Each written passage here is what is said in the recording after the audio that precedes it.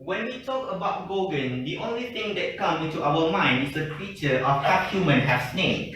According to the Greek mythology, it is mentioned about the three Gorgon sisters, which is Steno, Ariel, and Medusa. We seldom hear about Steno and Ariel, however, Medusa is quite famous even in Hollywood movies. For your information, there is a very tragic story about Medusa that most of us still didn't know about it. Now, let us travel back into the ancient Greek time where all the history began. Medusa was hunted by many warriors who wished to claim the prize of her head. Many tried and many failed, turned to stone by just a glance at hideous face. Medusa was not always considered a monster. In fact, it was quite the opposite.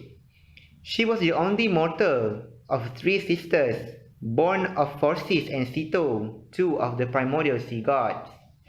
She possessed great beauty, and many men lusted for Medusa.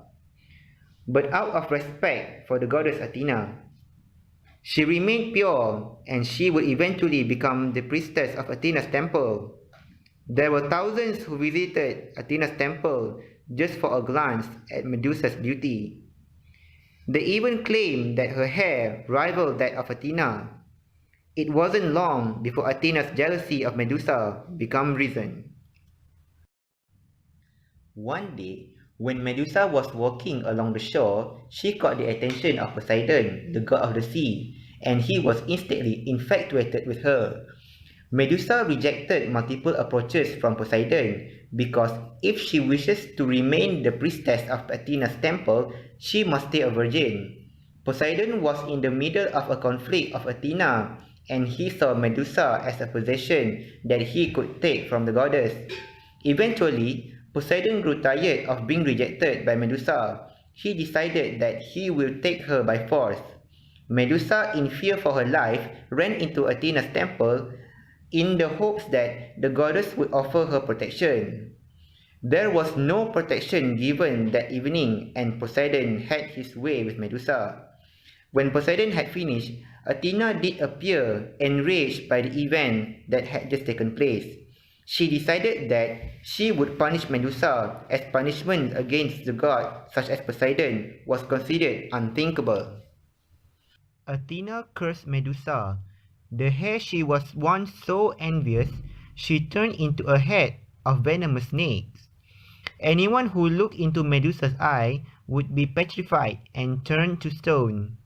Word spread of the monster that Medusa had become, and she became the target of many warriors who wishes to add her head to the list of trophies.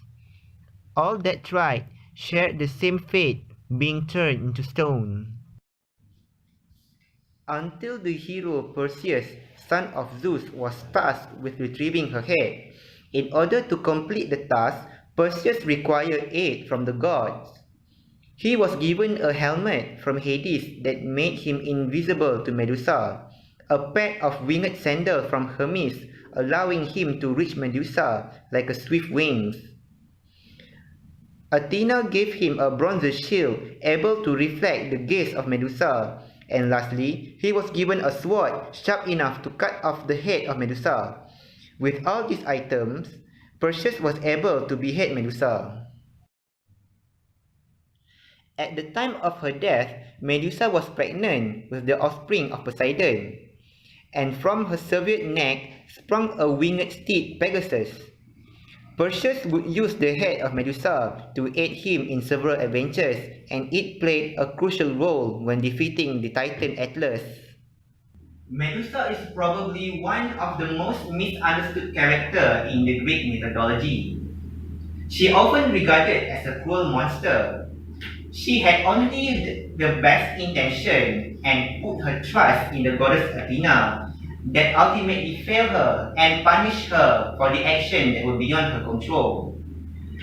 Through her story, we can tell that even the gods are prone to the sin that they were so heavily pride themselves above. Even in death, Medusa can be seen as a symbol of good, as her head is used as a protective amulet against evil.